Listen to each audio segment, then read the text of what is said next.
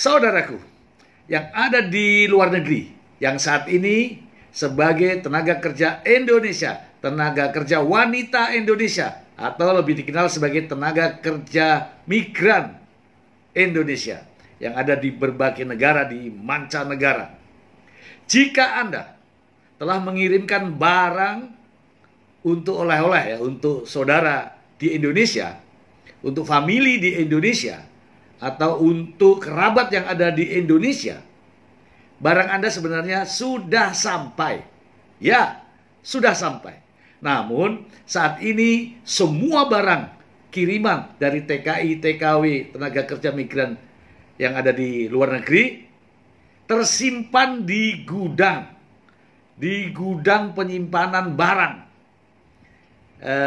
Sudah sampai sebenarnya, tapi sampainya di gudang.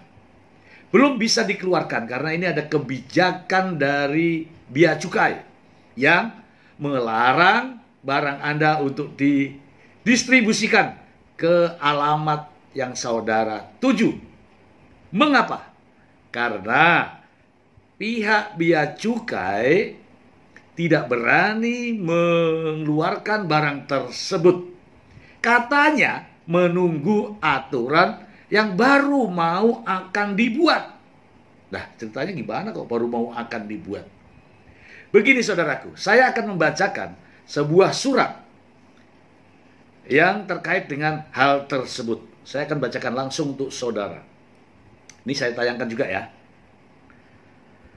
Sehubungan dengan siaran pers Kementerian Koordinator Bidang Perekonomian Republik Indonesia nomor HM 4.6 Set M Ekon 3/10/2023 tanggal 6 Oktober tentang pemerintah perketat impor komoditas tertentu untuk melindungi masyarakat, UMKM, dan industri dalam negeri. Bersama ini disampaikan hal-hal sebagai berikut. 1.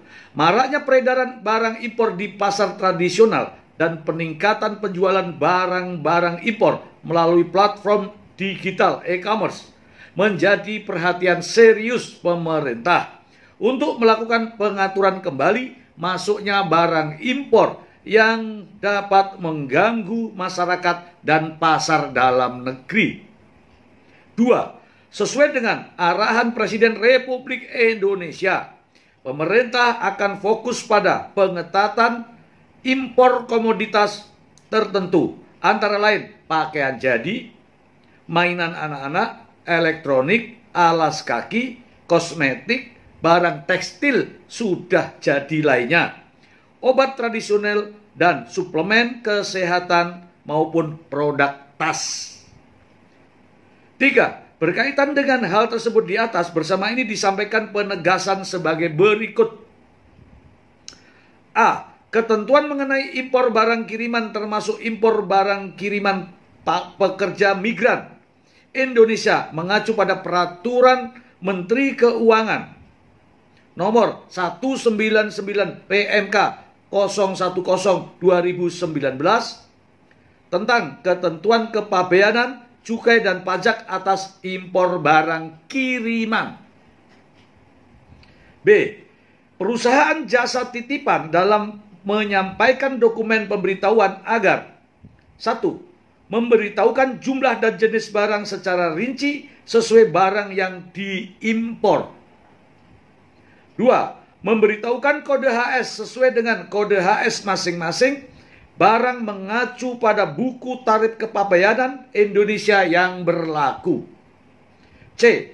Ketentuan larangan dan pembatasan atas impor barang kiriman sesuai dengan ketentuan larangan dan pembatasan impor yang berlaku. D. Atas impor barang kiriman pekerja migran Indonesia agar memenuhi ketentuan larangan dan pembatasan sebagaimana dimaksud pada angka 3 huruf C sampai dengan diterbitkannya peraturan khusus yang mengatur. Nah, itu kan menunggu aturan khusus yang mengatur. Tapi aturannya nggak ada. Belum ada sampai sekarang, belum jadi. Demikian disampaikan, atas perhatiannya kami ucapkan terima kasih. Kepala Kantor Pengawasan dan Pelayanan Bea dan Cukai tipe Madya Pabean Tanjung Mas, Galih Ilham Setiawan. Ya, ini saudaraku ya, kita bahas yang di nomor D ya. Nomor D, huruf D ya. Atas impor barang kiriman pekerja migran Indonesia agar memenuhi ketentuan larangan atas pembatasan sebagaimana dimaksud pada angka 3 huruf C yang tadi, sampai dengan diterbitkannya peraturan khusus yang mengatur. Saudaraku, peraturan khusus yang mengatur yang terkait dengan hal ini itu belum dibuat sampai sekarang. Belum ada aturan khusus yang mengatur. Lantas, bagaimana terhadap barang-barang yang sudah ada di gudang? Barang-barang yang sudah ada di gudang sekarang ini, bagaimana? Apakah menunggu aturan baru yang mengatur, yang belum tentu kapan jadinya, atau dibiarkan saja di gudang?